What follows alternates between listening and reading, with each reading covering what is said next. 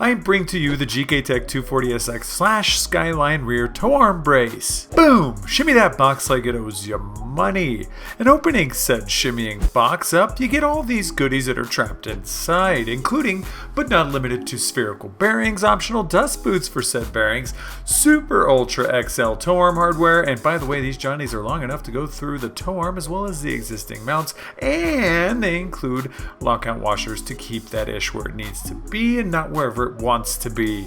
You get 4 of these little inserts that go into the Heim joint, and you also get the tow arm brace itself, coming in at an outside diameter of 28 big old millimeters with a 3mm thick wall made from chromoly steel, just like our other suspension bits. Why beef this thing up so much, Gktech, you might ask? Well, some folks like to push their cars a bit harder than others. But don't cry, my little lambs. We wanted to make sure that under hard driving, your tow arms do not move, keeping your alignment in check and adding another level of support for the old subframe, which, judging by the carnage from the last clip, he probably needs a new one anyway. Install time. If for some reason you didn't know where the rear of the car was, this is the rear. To start, loosen and remove the inner nuts, bolts, and washers from both sides of the subframe. Please don't drop the tow arms at this time. Tape them things up if you have a hot dog and always situation so they stay put and happy. Now, grab your brace and a washer and slap that sucker on the back side of the Heim. Now toss in the Super XL bolt we mentioned earlier with the inserts inserted on either side, plus a thin washer, and thread that needle. Now take the whole thing and stuff it into the existing hole, slapping that thick washer on the back side, then tightening to hand tight with the nut that's supplied.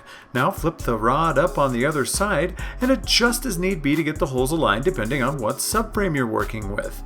Repeat the sandwich process from earlier. Now it's time to bust out the ever-elusive torque wrench and torque to the specs shown right here on this very screen. Now make sure there's proper tension between each rose joint, aka not loose and not super tight. Then make sure your bearings are running centrally, not cocked left or right. Now wind the lock nuts in, give those a tighten, and you can do this by holding the bar with a wrench and or using another wrench, or like we are, an all-in-one socket set, and get those suckers nice and tight. Look what you've gone and done. Not only have you beefed up your subframe, but now when you drive your car like Luke Fink, yeah right, you won't flex that ish out.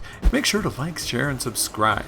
Our egos will be crushed if you don't. And if you can't install this, please have a pro do it, or reach out to us here with any questions you may have. This has been Officer Dan, Johnny Caps, and Zach the Mac, Zach, with another Gktech how-to. Peace.